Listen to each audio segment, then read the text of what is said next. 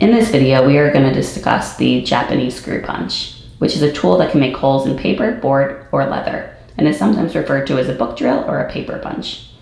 The tool can be purchased as a standalone tool or as a kit that includes the 9 bits.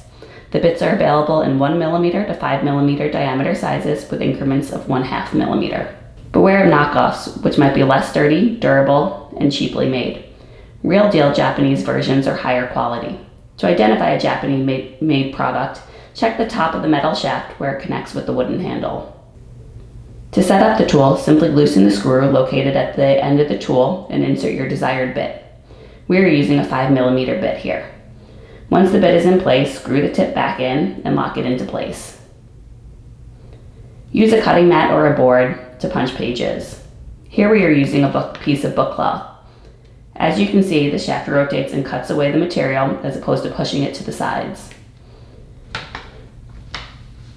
Here we have a stack of heavier weight paper, which a Japanese screw punch can cut through in one pass with no problem. The cut is clean and does not have a burred edge like that an awl would produce, and this is because the tool removes the material, as you can see here.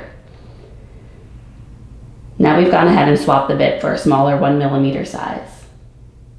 This tool creates a clean and crisp edge. It's durable, easy to use, which are just a few of the reasons why we love the Japanese screw punch.